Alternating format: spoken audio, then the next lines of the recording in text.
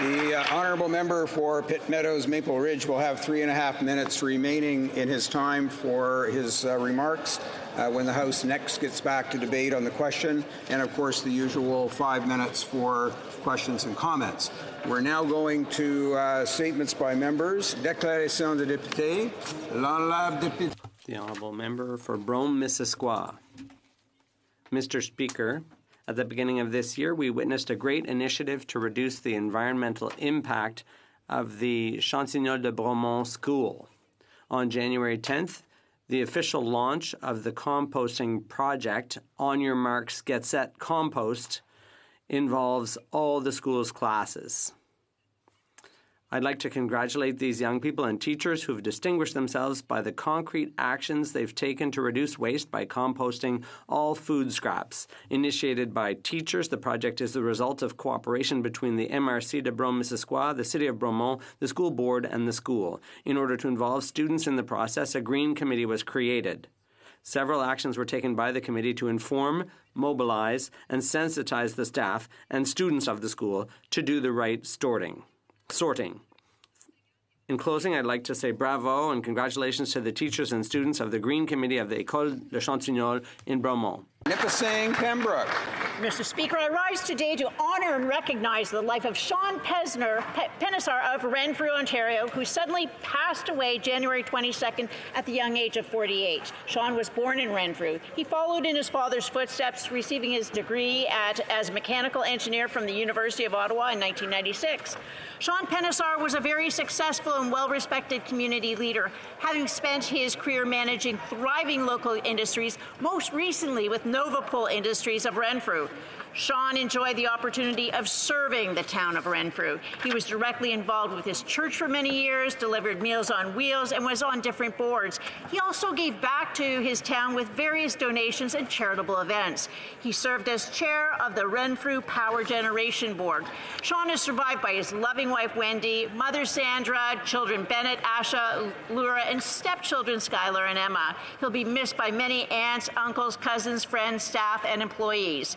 Thank you, Sean, for your contribution to the life of our community. Oh, very nice. Member for Scarborough Rouge Park. Mr. Speaker, Sri Lanka has a long history of enforced disappearances, white van abductions, and missing persons. I've met with many families of the disappeared who have been protesting each and every day for the last 3 years, demanding answers to the fate of their loved ones. I met a teacher who handed over her husband to the Sri Lankan military in May 2009. She saw him and others get onto a military bus. The men and women are still missing. Last month, the new president of Sri Lanka, Gotabaya Rajapaksa, concluded that those missing persons are dead. His assertions have sent chills and despair amongst the families, many of whom live in Canada. The families are demanding answers. How does he know the missing are indeed dead?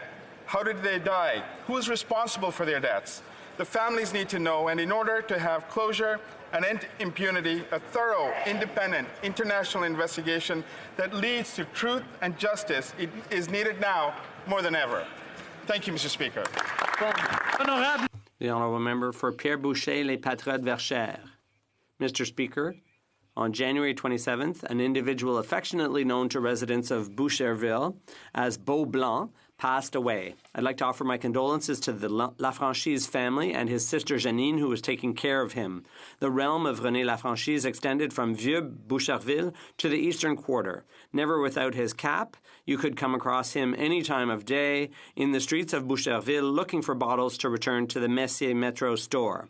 With his hard-won pocket money, he would treat himself to something at Catch-Up Restaurant, the Vieux Pub, or the Bar de l'Eau. Beau Blanc had a unique way of greeting people. After a few religious references, he might confidently predict rain tomorrow or exhort youngsters to get back to school. At times unintelligible, his remarks were often surprising or shocking, but a few kind words would bring out his broad, childish grin. R.I.P. Beau Blanc, you won't be forgotten. Member for Etobicoke Centre. In 2014, Russia invaded Ukraine. Oleg Sentsov, a Ukrainian filmmaker who's here with us today, was arrested on trumped-up charges of terrorism and sentenced to 20 years in a Siberian labor camp. In jail, as a protest, he undertook a hunger strike that lasted for 145 days. Canada, led by our now Deputy Prime Minister, was at the forefront of the international effort calling for his release. During his trial, Mr. Sentsov once said, "Я не знаю, чого варті твої переконання, якщо ти не готовий за них постраждати чи померти." I don't know what your convictions are worth if you're not willing to suffer for them or die for them. As we speak, many political prisoners are suffering in jails in Russia. As we speak, Ukrainian women and men are dying defending their homeland from a Russian invasion. As Canadians, we share these convictions. So today, I hope that we draw inspiration from Mr. Sentsov's courage. I hope that we live by the courage of our convictions.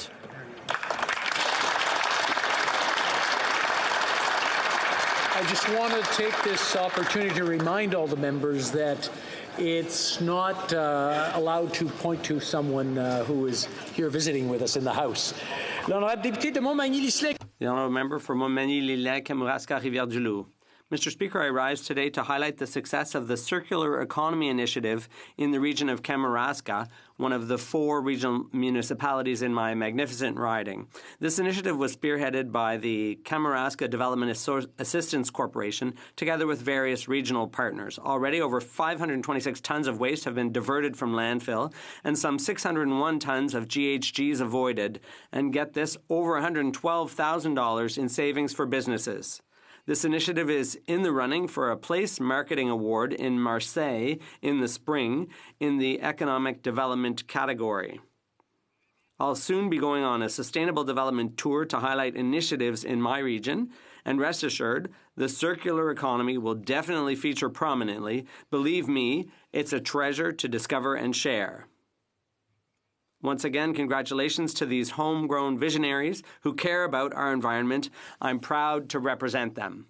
Thank you very much, Mr. Speaker. Honourable member for Hamilton East, Stony Creek. Mr. Speaker, this is Black History Month, and in Hamilton, the achievements of African-Canadian residents are celebrated at the annual John C. Holland Awards. Reverend Holland was our first ever Citizen of the Year in 1954. And in 2006, a poll of Hamiltonians named the greatest Hamiltonian ever, the Honorable Lincoln Alexander. 26 years ago, a 16-year-old refugee from Somalia arrived in Hamilton, attended Sir John A. Macdonald High School, starred on the track team, and quickly assimilated into Canadian life. So much so that he now sits in this House as a Minister of the Crown and member for York South Weston. Nous avons la chance d'avoir... We are fortunate enough to have a growing Francophone population thanks to immigration from countries in Francophone Africa. Judging by the young award winners and nominees this past Saturday night, Hamilton's Black community will have many more leaders to celebrate as these young people take their place in all levels of Canadian society, the true legacy of Black History Month. The honourable member for Marc-Aurèle-Fortin. Mr. Speaker, I'd like to take advantage of our return to the House to thank the people of Marc-Aurèle-Fortin who've renewed their confidence in me by allowing me to serve a second term as a federal member of Parliament. So I plan to continue along the same path as during my first term of office, and that's why I'm committed to continuing to work hard to defend the interests of the people of Laval and to ensure that their voices are heard here in the House of Commons of Canada. A very special thank you to my many volunteers, my incredible team, and all the representatives of the cultural communities, without whom this successful campaign would never have been possible. I wish us all a very successful 2020. Thank you very much. Member for Edmonton Riverbend. Mr. Speaker, half of Canadians are expected to be diagnosed with cancer in their lifetime. Today is World Cancer Day, a reminder why we need to continue working toward a world where no Canadian fears cancer. As a nation, we've made significant strides in cancer research, early detection, and treatment. We have more people surviving cancer than ever before. the 5-year survival for cancer has increased to 63%.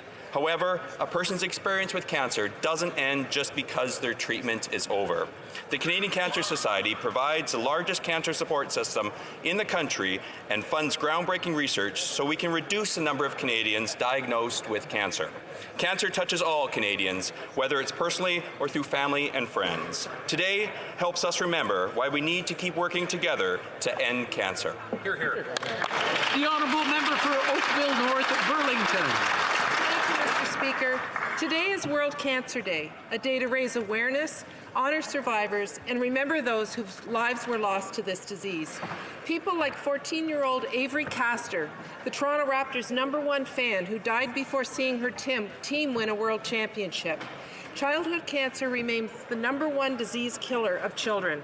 On February 19th, all proceeds from the Raptors' 9:05 game in Mississauga will be donated to childhood cancer research. Let's sell out the stadium in Avery's memory. Last year, our government invested $150 million into the Terry Fox Research Institute's Marathon of Hope Cancer Centers, an investment I'm incredibly proud to be involved with. Cancer is a lousy disease that has touched all of us in this place. We continue to make strides, but so much more needs to be done. To my sister Jill, you've got this, and I love you. The honourable member for Kelowna Lake Country.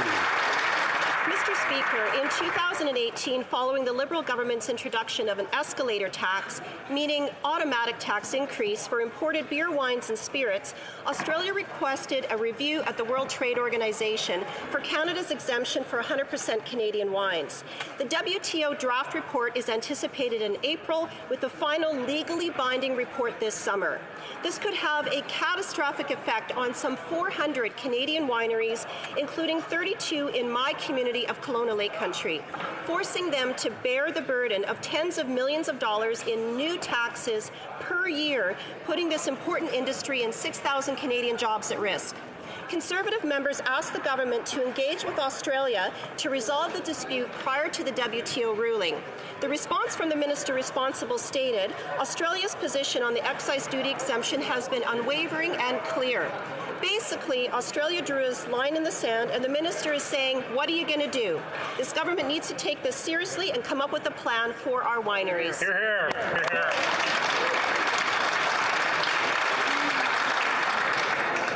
I want to take this opportunity to remind the honourable members that statements by members are taking place, and I encourage everyone to listen because they are very interesting. The honourable member for Northumberland, Peterborough South. Thank you, Mr. Speaker. This morning, the Parliamentary Budget Office released a review of the carbon tax. We have heard from Canadians across our country the carbon tax is making life more difficult for Canadians. Farmers are particularly struggling as they've faced additional headwinds, including trade disruption, a wet spring, and global pricing instability. To add insult to injury, we are now adding a tax on a tax. The GST is indeed being taxed on the carbon tax. I have a receipt from one of our local farmers that in addition to paying $7,000 in carbon tax, the government said that was not enough. He had to pay $350 of GST on top of that carbon tax. Shame. In the most recent Parliamentary Budget Office report, they said they collected over $100 million in GST by taxing the carbon tax. Whoa. If, in fact, a bank tried to charge interest on interest, they would be charged with usury. Yeah. When will the government needs to give relief to the carbon scam? We need to give farmers a break. Good. The honourable member for Hamilton Mountain. Mr. Speaker, Canadians are wondering why proposed changes to the OAS benefits will leave behind those aged 65 to 74. Raising benefits for only those over 75 will not fix indexing problems this government promised seniors 5 years ago. This means living standards for seniors will continue to fall behind other Canadians, and the gap will grow faster for those between 65 and 74. Those relying the most on OAS benefits, like single seniors and women, will be hit the hardest. This is unacceptable. This government is creating two classes of seniors. The increase should be applied to all over the age of 65. When the Conservatives raised the retirement age to 67, Canadians rebelled.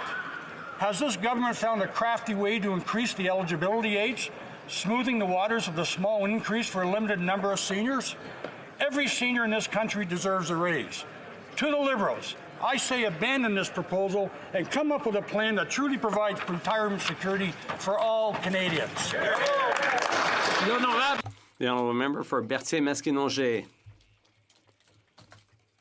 Mr. Speaker, the Bloc Québécois has called attention to the abandonment of aluminum workers under CUSMA, but we haven't forgotten what it's done to Quebec dairy producers either. It's scandalous that the government has made 3 breaches in supply management in 3 consecutive trade deals.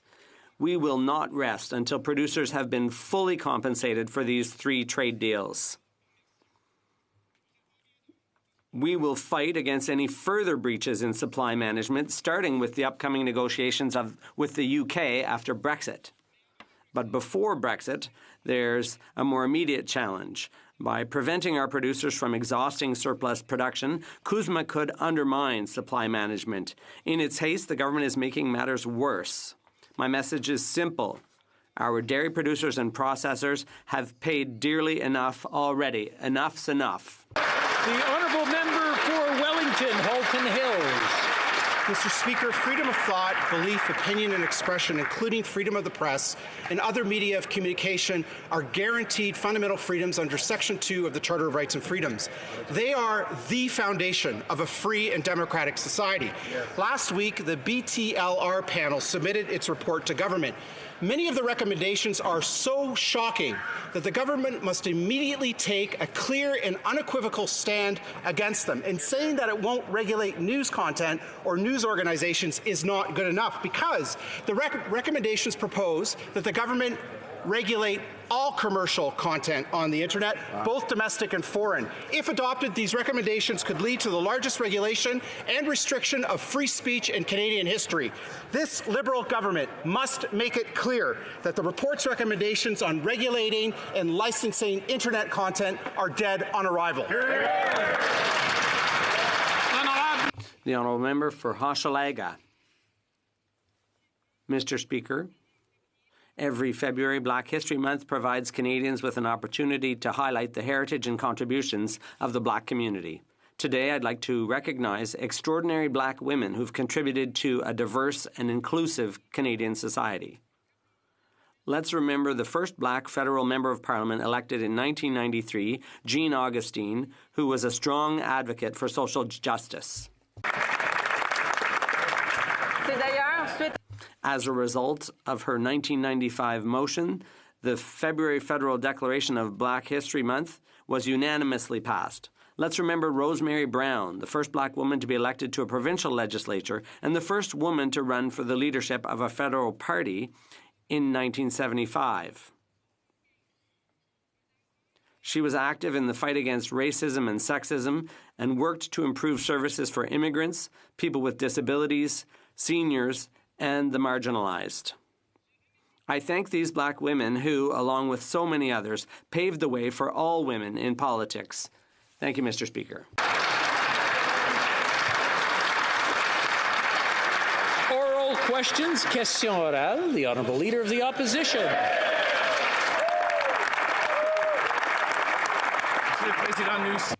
Mr. Speaker, we're all too familiar with the details of Marie-Hélène Lévesque's grisly murder. Canadians are shocked to know that the government encouraged a murderer to obtain sexual services. We all need to understand how this happened, but having officials investigate other officials isn't good enough. Will the Prime Minister support our motion to have the Public Safety Committee investigate? The Honourable Minister of Public Safety. Mr. Speaker, I share the concern about this tragedy, as I think all Canadians do, and we want to make sure that we get the facts and we get to the bottom of this. And it's one of the reasons, Mr. Speaker, that we've asked the 2 federal agencies involved to convene a board of investigation. That board of investigation, Mr. Speaker, will feature 2 external vice chairs, and it's been convened to examine the circumstances that led to this tragic event, and as well, we have made a commitment that their findings will be made public and transparent. Mr. Speaker, we encourage a thorough examination of all aspects of this, but I think it's very important to focus on what actually happened rather than make presumptions based on misinformation. L'honorable chef de l'opposition. The Honourable Leader of the Opposition. What actually happened was that a violent murderer was encouraged to seek the services of a sex worker. That is unacceptable, and a parliamentary committee has the right and the obligation to do its work to find out what happened. Now, Marilyn Levesque did not deserve to die because of someone's decision like this. Today, the Minister of Justice introduced a bill to require new sexual assault training for judges, but it is silent on training for members of the parole board. Given recent events, will the government expand this training to ensure parole board members and parole officers receive similar training? The Honourable Minister of Public Safety. Mr. Speaker, the bill that was introduced today, I think, is a very important one, and I'm encouraged to hear of the member opposites and party opposites' support for it. We believe that training is very important, and one of the things that will be examined in the investigation currently undertaken is to look at the policies, procedures, and training currently available to all members who are involved in this activity. And so, Mr. Speaker, we do certainly support where training is required, that it be made available and that it be effective in ensuring such a tragedy does not occur again. The Honourable Leader of the Opposition. Well, we're encouraged that they have decided to adopt our bill, and given his comments, we look forward to amendments that could be moved at committee to ensure that the training is expanded. But the fact remains that Marilyn Levesque was murdered because of decisions made by people involved in approving her release plan. So, simple question, are the people who approved a release plan that included a violent murderer getting services from a sex worker still hearing cases today? The Honourable Minister. I think it's important to recognize that in this particular tragic case, the parole board actually issued rather explicit and written instructions that was not to occur. Now, unfortunately and tragically, someone has made that decision, and that individual will be held to account. And that individual is not currently involved in any decision-making with respect to any prisoner. We are going to ensure that we get the facts of this case, Mr. Speaker, and we will act on those facts to make sure that this terrible tragedy never occurs again. The Honourable Member for Charlebourg-Saint-Charles. Mr. Speaker, the government tabled a bill today about sexual assault training for judges, but it forgot to include parole board members. The Prime Minister knows that the parole board has been in crisis for the last 2 weeks, since we learned that it granted parole to a violent murderer who went on to pay for sexual services.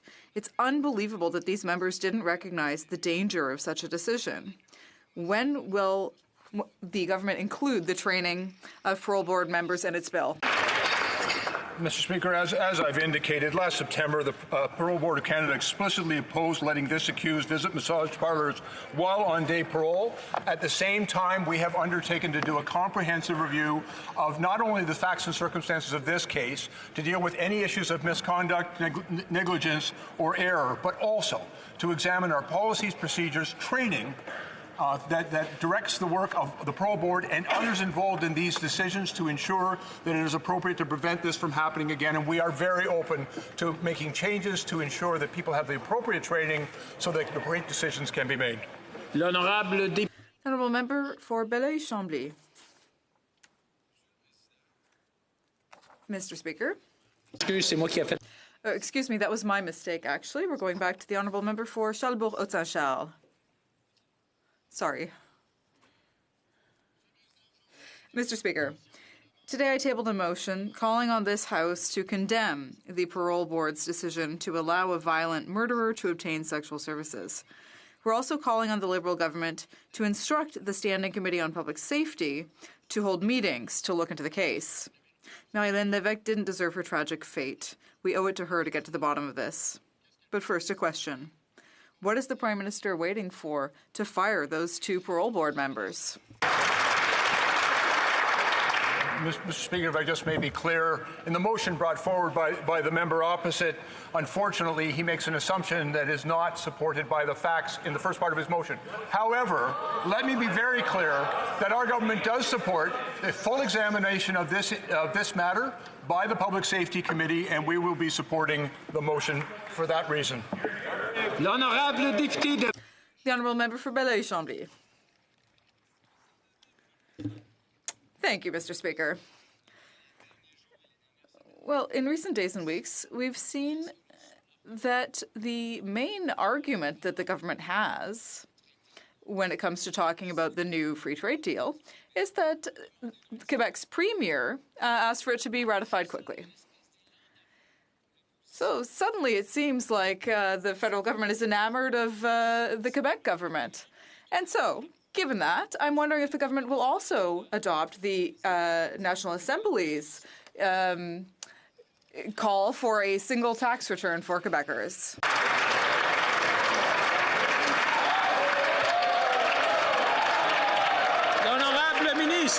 The Honourable Minister. Mr. Speaker,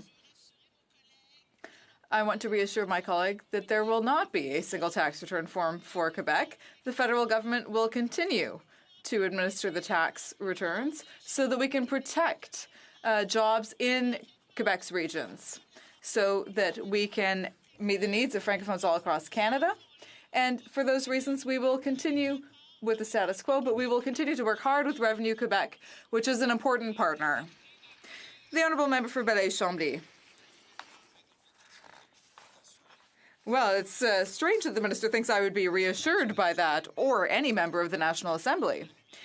But since the government has partially seen the light, perhaps I'll quote the Quebec Premier here. He said that he would like Quebec's secularism bill to be respected and that it not be challenged before the courts. That's from your great friend, François Legault. So will the government now recognize the legitimacy of Bill 101? Or 21, rather. The Honourable Minister of Justice. Mr. Speaker, from the very beginning, we've always said that it was not up to the government to tell women what they should or should not wear. But we also said that we wanted to see what would happen in Quebec. Now, there are Quebecers who are challenging the bill before the courts, and I think that's the right thing to do. The Honourable Member for Burnaby South. Mr. Speaker, it's totally incomprehensible that the Liberals would continue to take First Nations children to court. Kids are being denied services by the government. And that very same government spends over $8 million fighting your kids in court. That's what's happening here. That's what the Liberal government's doing. Can the Liberals explain to parents across this country why they're spending millions of dollars fighting kids in court instead of investing in their future? Hear, hear. The Honourable Minister for Indigenous Services. Monsieur le Président, nous sommes d'accord que... Mr. Speaker, we agree that we need to compensate First Nations children who were harmed due to federal policies or services in the past. We want to find a fair and comprehensive solution. As my colleague knows, the Canadian Human Rights Tribunal ordered the government to undertake discussions concerning compensation for these First Nations children. And that's what we are doing.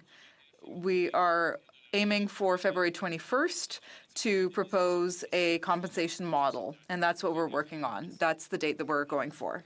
The Honourable Member for Burnaby South.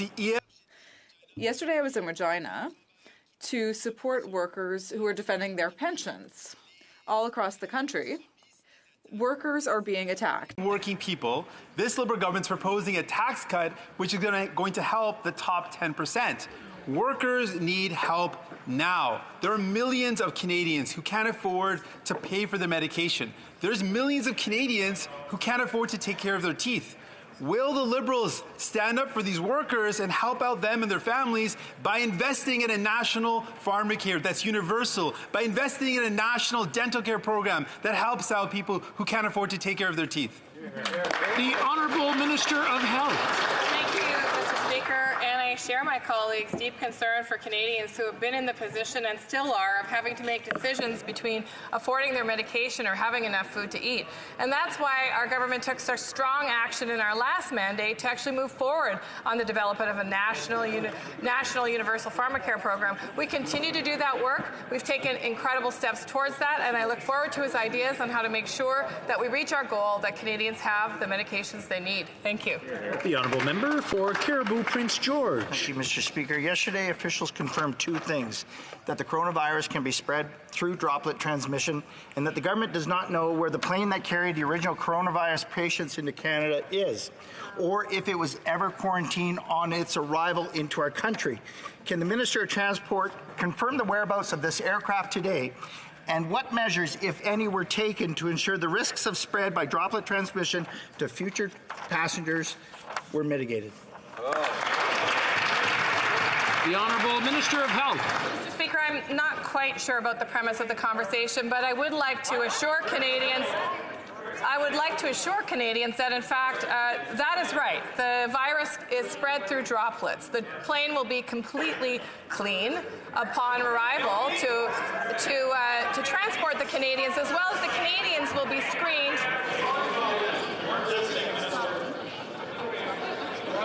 I just want to remind the honourable members, one question was asked. We can't keep throwing questions and expect the minister to answer. We just asked one question. We're getting an answer. Let's listen. The Honourable Minister. Let me start over, Mr. Speaker. I don't understand if he's asking about whether or not there's droplets on the plane, in the plane, or in between passengers. I will tell you this, though, Mr. Speaker. As I outlined yesterday in the media, the plan is to ensure that passengers are safe, are transported accordingly, and are quarantined when they arrive in Canada. Thank you. The Honourable Member for Richmond North Athabasca. Well, it's normal. The question was for the Minister of Transport. Yesterday we said that flight CZ311 had been contacted and that it posed no risk to the population, but the problem is that that type of plane can contain up to 335 passengers. So those passengers that she talked about were the ones who were within 3 meters of the passengers affected by coronavirus. The entire world is taking precautions here. So how does the minister not know where all of these passengers are and where the plane is and what their current health status is? I thank the member for the clarity in the question. He's referring to the plane in which one passenger came off that was symptomatic. In fact, as I mentioned in the House yesterday, all 27 passengers in his vicinity were screened and found to be negative, not carriers of the virus, and the plane was cleaned according to infectious disease protocols in partnership with the airline, who would be doing that, I would hope, in between all of the flights. And certainly, Mr. Speaker,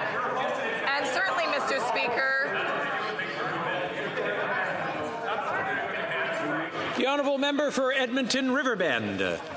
Thank you, Mr. Speaker. So first of all, she says it will be. Then she says it hopes it will be cleaned. Where is the plane? Yesterday, the Health Committee learned that the government had not located the plane carrying the first confirmed coronavirus case. There's no knowledge of whether passengers immediately reboarded the plane or whether proper sanitation processes took place. Right. Locating this plane is crucial. Is there any chance that others traveling on this plane could have caught the virus and gone undetected? That's right. Honourable Health Minister. Thank you, Mr. Speaker. You know, one of the interesting elements of the coronavirus outbreak has been the spread of misinformation and fear across Canadian society that was actually noted by an interviewer on the weekend. In fact, she asked me, how can Canadians be assured that they're getting the right information? And I think one way might be that the opposition doesn't sensationalize the risk to Canadians and allows Canadians to understand where they can find effective information. The Honourable Member for Calgary Skyview.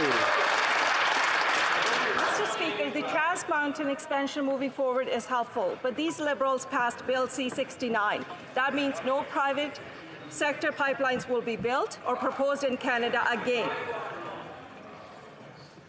My constituents in Calgary Skyview are out of work, underemployed, and losing hope because these Liberals cancelled Northern Gateway, killed Energy East, and delayed the Trans Mountain pipeline for years. One pipeline to global markets is not enough.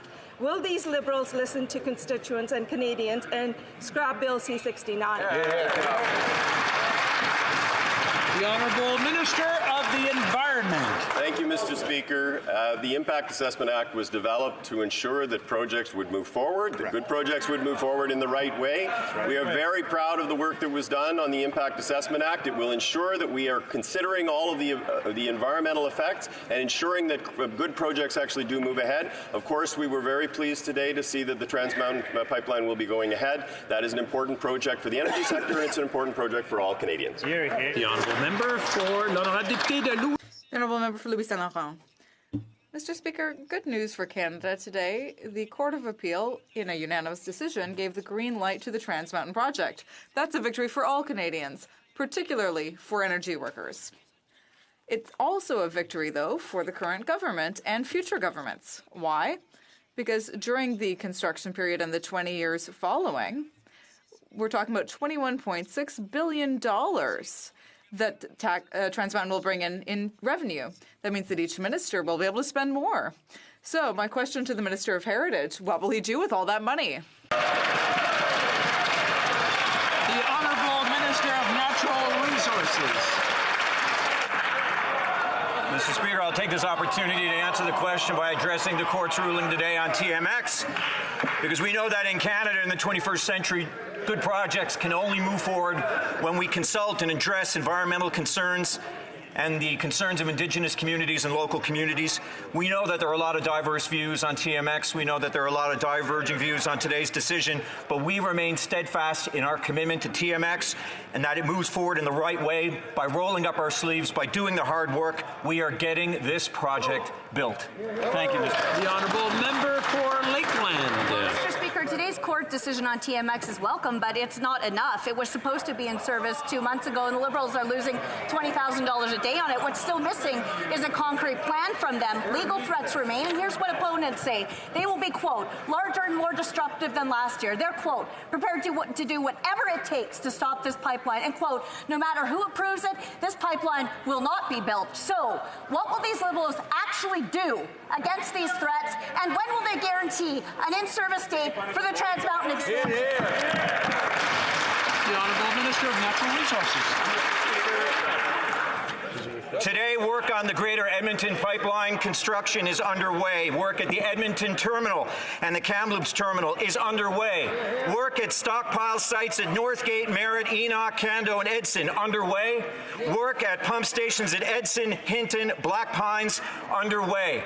TMX is being built, Mr. Speaker. The honourable member for Saint-Jean.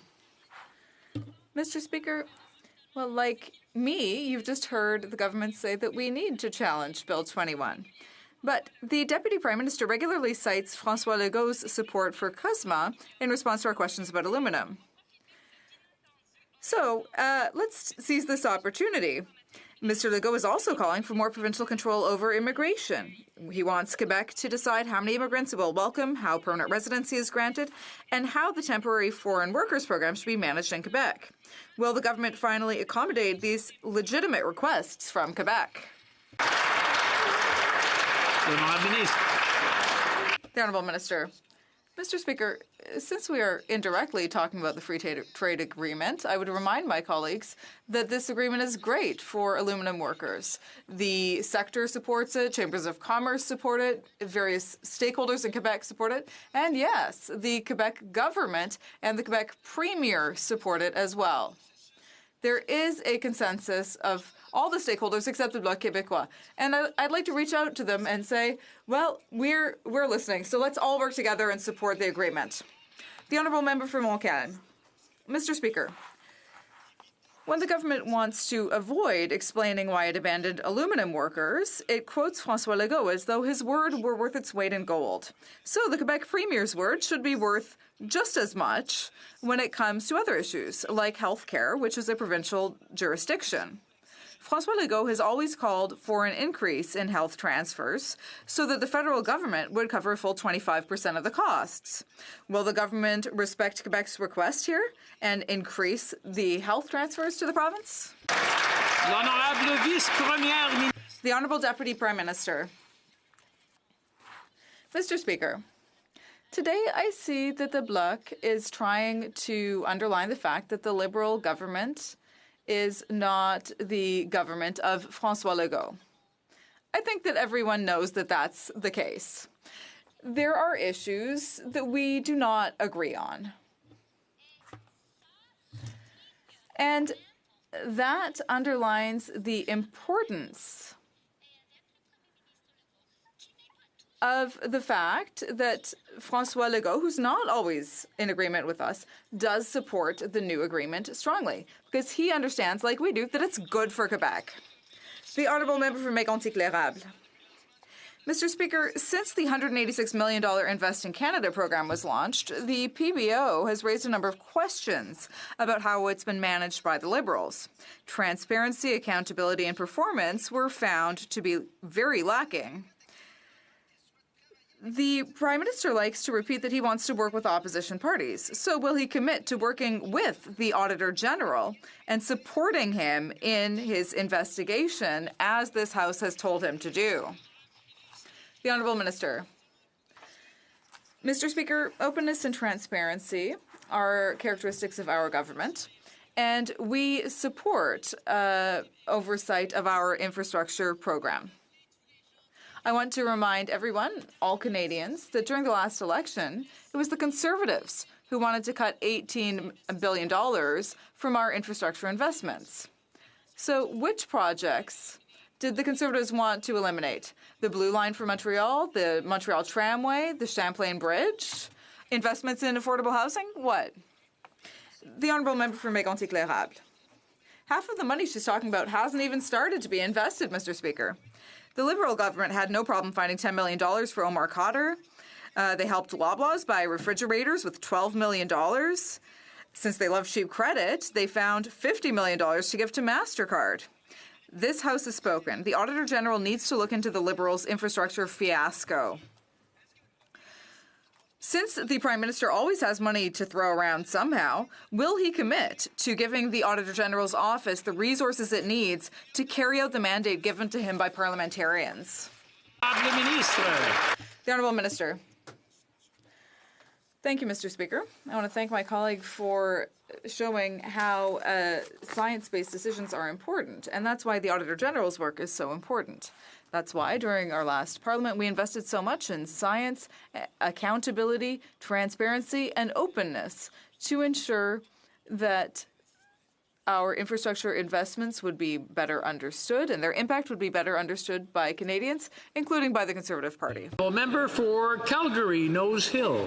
Today, the Liberal-appointed author of a report that recommended to regulate news media in Canada was quoted in a CBC article as follows: the CRTC would be best positioned to decide whether an outlet is practicing journalism, and suggested they could judge which news outlets exhibit journalistic independence, and ergo could be exempted from licensing and registration requirements. Will the Prime Minister reject and condemn this assault on free speech? The Honourable Minister of Heritage. Mr. Speaker, our government believes in a strong, free and independent press. The report we received last week from an independent panel specifically excluded news media from licensing requirements. I want to be clear on our intentions. Our government will not impose licensing requirements on news organizations, nor will we regulate news content. Thank you, Mr. President. The Honourable Member for Calgary, Nose Hill. That was code for no, Mr. Speaker. So yesterday, in response to a question on how he would define who would be regulated and licensed under their upcoming legislation, the minister spectacularly fumbled and said, media can be confusing. So let me make it clear for him. There was no one in Canada who wants the press to be regulated by his government or the CRTC or any government outfit. Yep. Will they just condemn this flat out and uphold freedom of speech in Canada? The Honourable Minister of Canadian Heritage. Mr. Speaker, there seems to be quite a bit of confusion between members of the Conservative Party.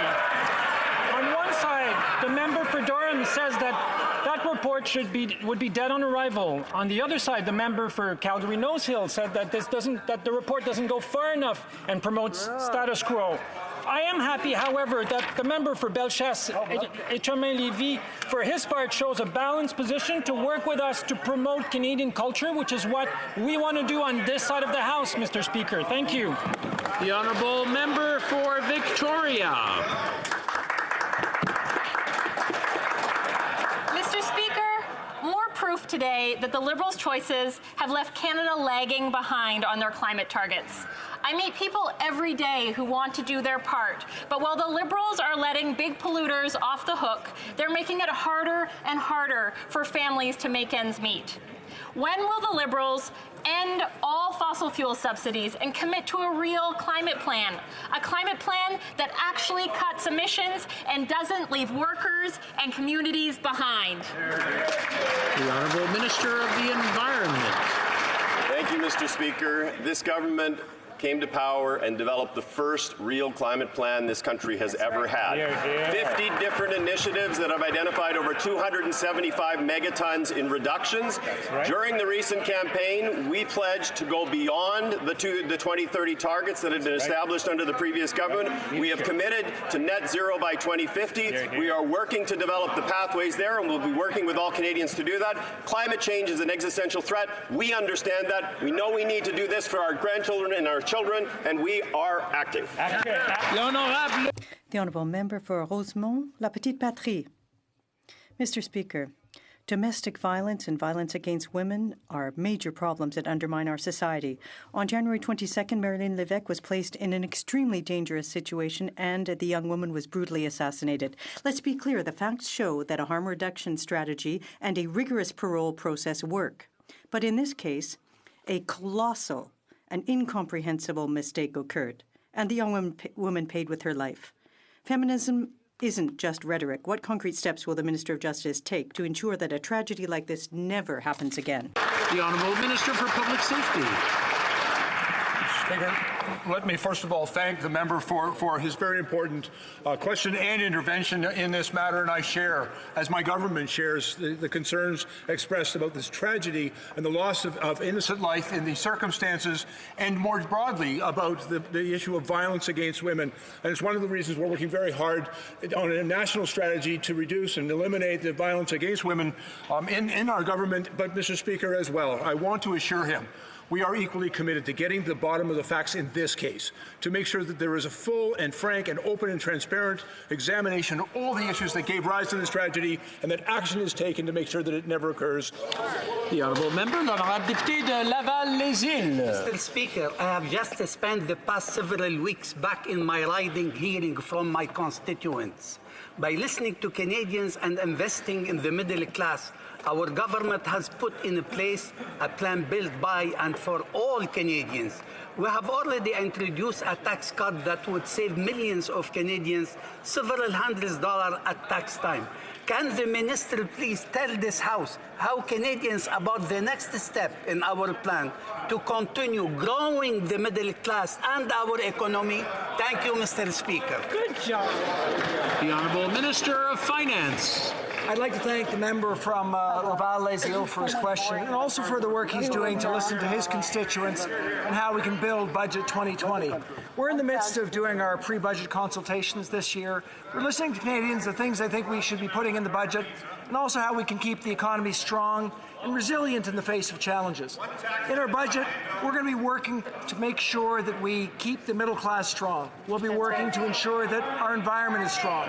We'll be looking to make sure that we keep Canadians safe and healthy, and of course that we continue to reconcile with Indigenous peoples. I look forward to working with all members of this House in Budget 2020. L'Honourable Député. The Honourable Member for Beauce.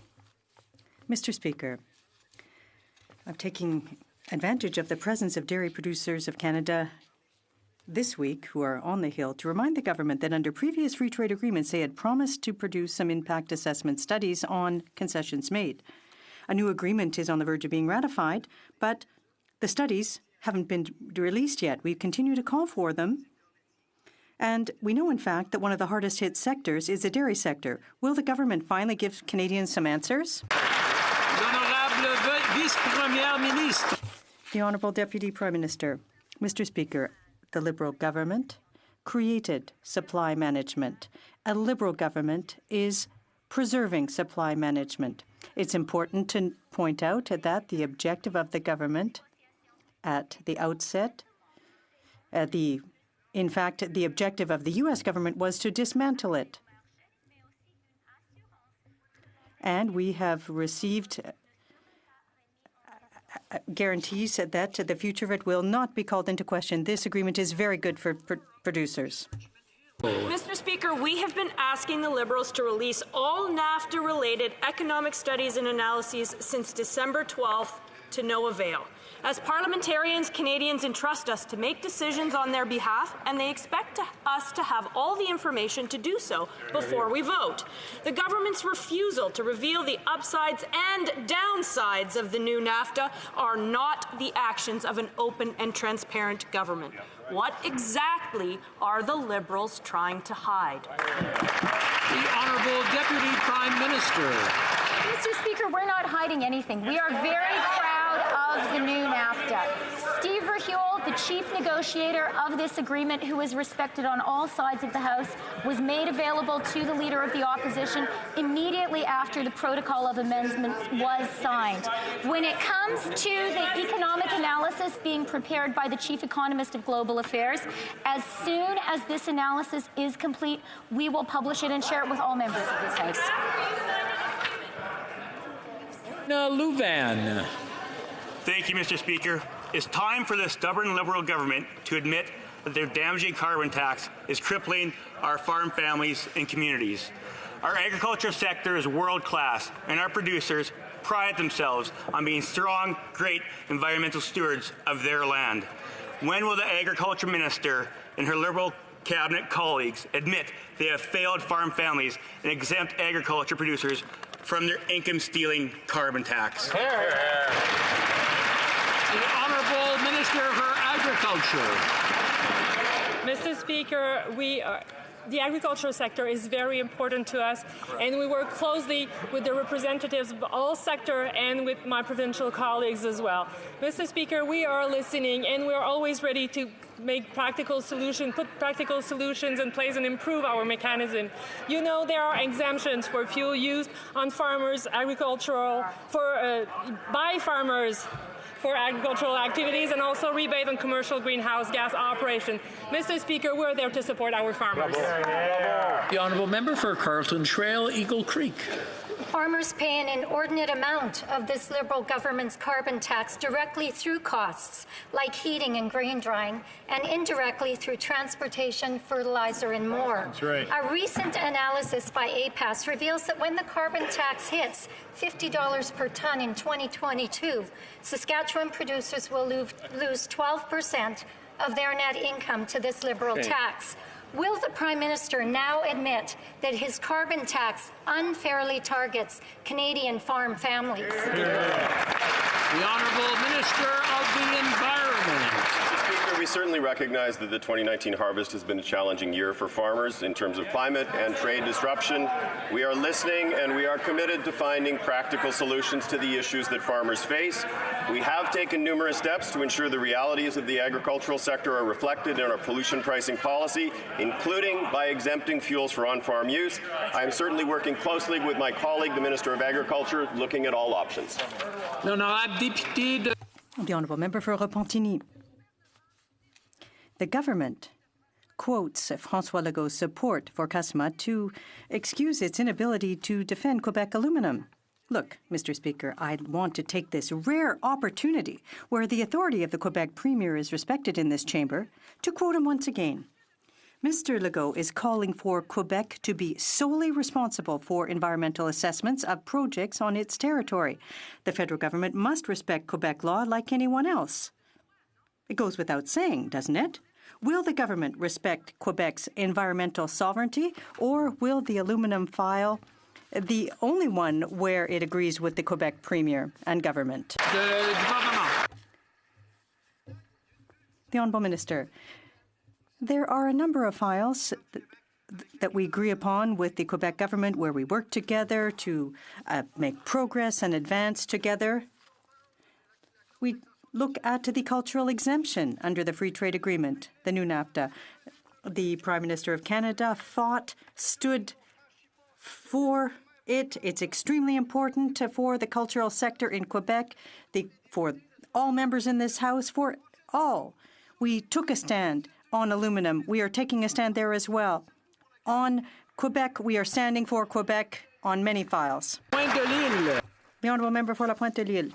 Mr. Speaker, the Liberals are using the Quebec Premier's support for CUSMA as an authoritative argument. It should undoubtedly then recognize, when it comes to the French language, it's normal to invoke the Quebec government's authority because all Quebec men and women have the right to work in French. Mr. Legault, as a result, has called for Bill 101 to apply to federally regulated companies. Will the government finally accept this demand from Quebec? L'honorable leader. The Honourable Government House Leader. Merci. Thank you, Mr. Speaker. There are 35 Quebec members who have the French language tattooed on their heart, who have always stood behind Quebec. We are proud of it. It is a vehicle for our culture. And when we talk about culture, let's go back to the agreement that we signed. It is protecting our ability to defend our culture. Look also at the fact that 70% of North American content is required for aluminum. These are gains for Quebec, but for all Canadians. Honourable Member for Flamborough-Glenbrook. Mr. Speaker, the boycott, divest and sanctions movement continues its campaign against Israel on Canadian campuses and Canadian cities.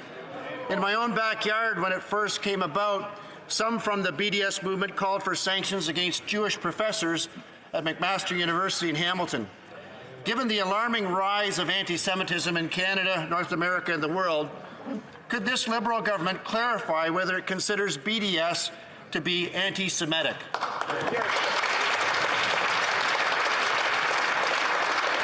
The Honourable Minister for Foreign Affairs.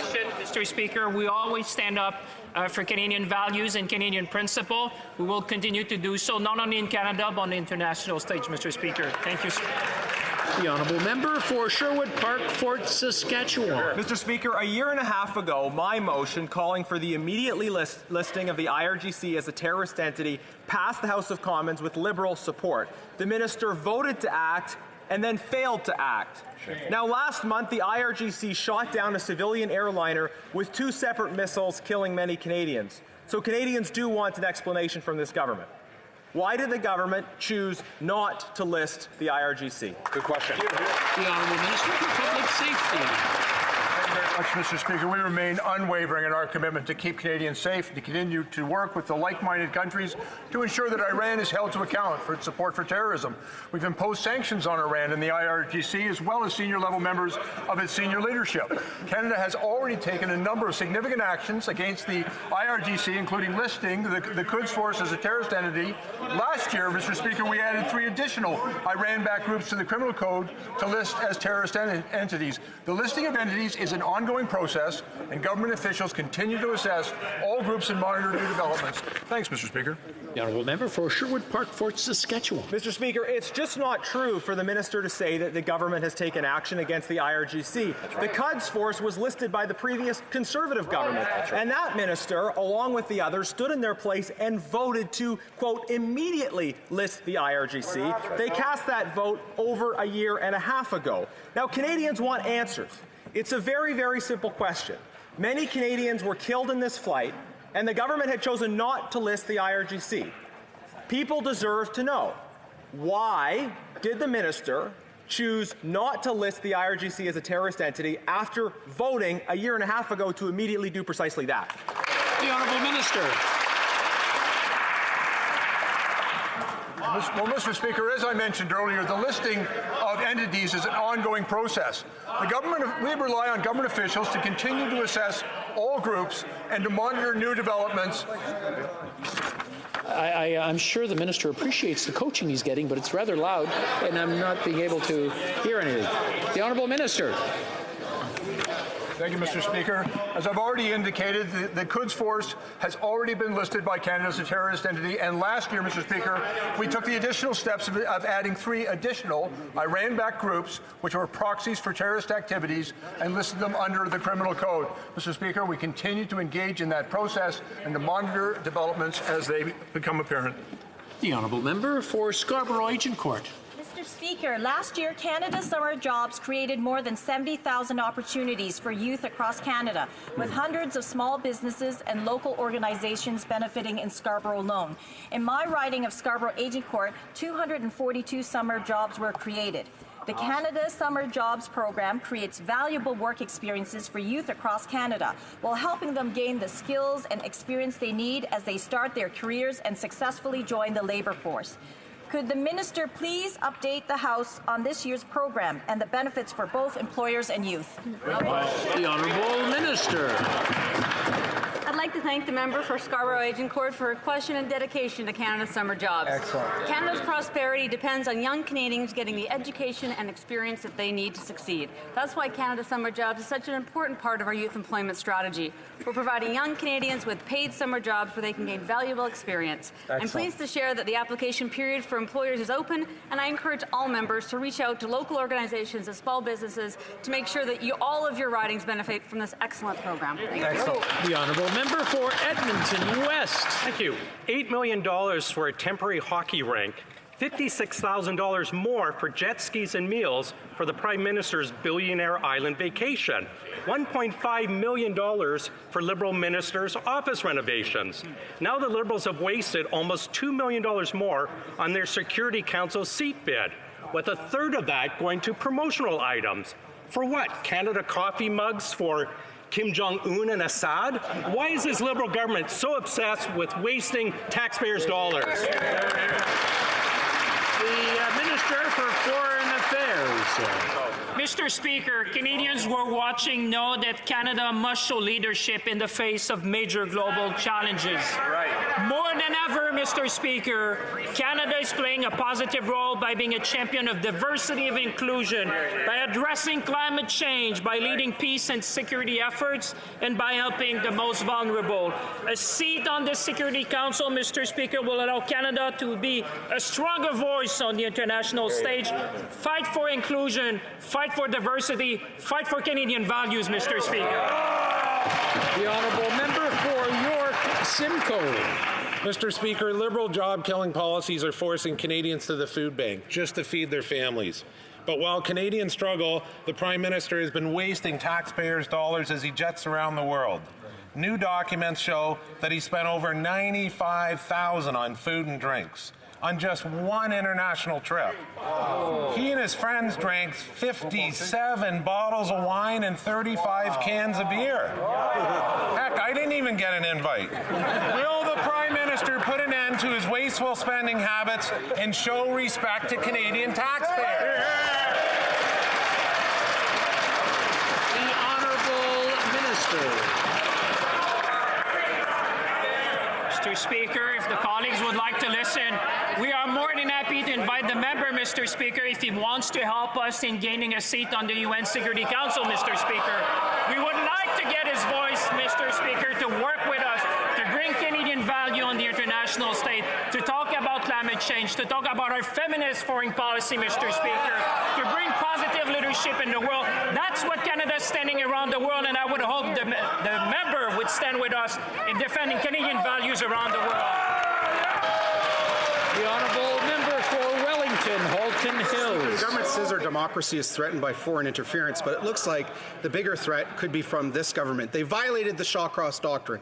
They put Unifor on the media bailout fund. They introduced Bill C-76, limiting ads and free speech before elections. They tried controlling the House in Motion 6. They rigged the rules for their own benefit in the leaders' debates. Their internet report is proposing what could be the largest restriction on free speech in Canadian history. And last week, we find out they spent $430,000 in public money on partisan media, social media last election. Who's the bigger threat to Canadian democracy? The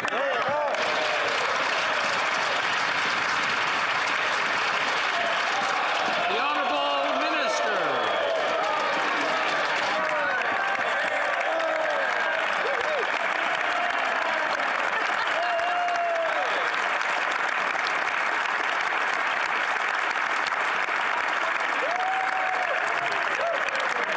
Mr. Speaker, let me begin the first time I have to take my seat and to take the floor in this House by congratulating you and thanking my former University of Toronto college classmate, for his question. Mr. Speaker, our government is committed to an open and transparent democratic system. My predecessor, Mr. Speaker, our colleagues in front are laughing. They're probably confusing the former Harper government's plan with what our government has done to make elections fairer and more accessible. And Mr. Speaker, we're proud of the work done by my predecessor, the Minister of Democratic Institutions. It made elections fairer for every Canadian.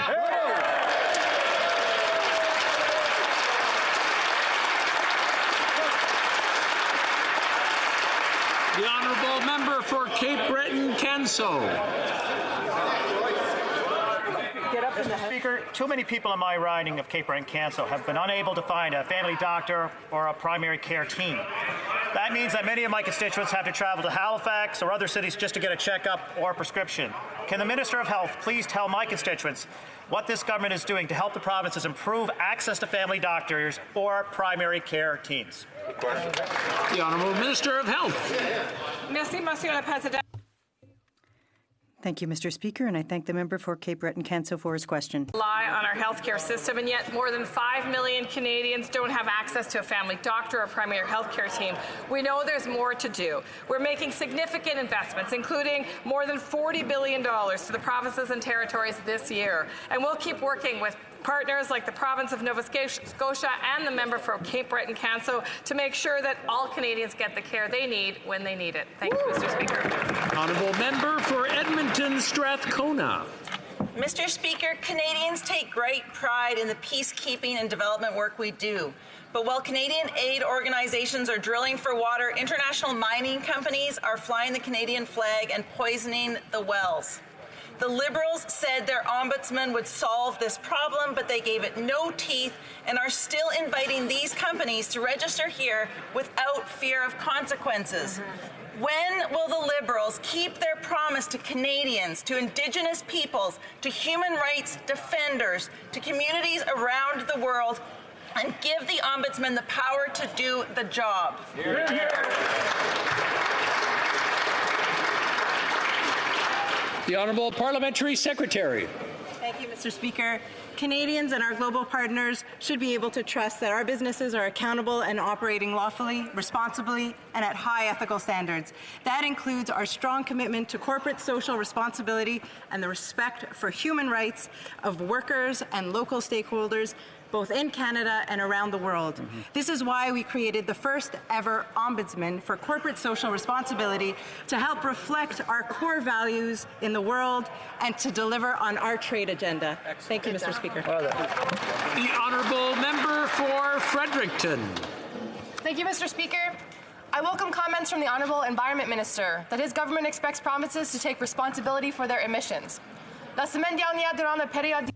Last week during question period, the Prime Minister stated that the government based its decisions on science. To the effect that we need to drastically reduce our greenhouse gas emissions without further delay, can the Minister confirm to this House that Canada supports an international emissions credit regime based on real, verifiable emissions reductions, and that hypothetical proposals like those proposed by New Brunswick regarding maritime iron would never be allowed? The Honourable Minister of the Environment. Thank you, Mr. Speaker. Certainly the issue of climate change is one on which I think we share a lot of common views with the Honourable Member's party. It is an existential crisis. We need to work very quickly to address that, both through achieving our targets in 2030 and exceeding them, but also with respect to moving towards net zero by 2050. An international emissions trading regime is certainly part of that conversation. We were very clear at COP in Madrid that any international emissions trading regime would have to have integrity, it would have to be transparent, there would have to be no double counting, it would actually have to be able to show that emissions reductions were actually emissions reductions, and that is our position. Here, here. And that's all the questions for this afternoon. C'est tout pour aujourd'hui. I believe we have a point of order for the whip, the opposition whip. Thank you very much, Mr. Speaker. I rise today to draw your attention to the conduct of the member for Spadina Fort York during the question of the member for Lakeland. The member for Spadina-Fort York was mocking and mimicking the voice of our colleague, making fun of the way that she speaks in this House. Mr. Speaker, this member has worked hard to get here. She stands up for women across this country, and to have that member mocking the way that she speaks, he should stand in his place and apologize. The honourable member for Spadina North York, Fort York. Clearly, whatever I did during question period angered the opposite side, and I apologize for it. Point of order, the honourable member for Burnaby South. Thank you very much, Mr. Speaker. Mr. Speaker, I believe if you seek it, you will find unanimous consent for the following motion: that notwithstanding any standing order or usual practice of the House, Bill C-5, an act to amend the Judges Act and the Criminal Code, be deemed read a second time and referred to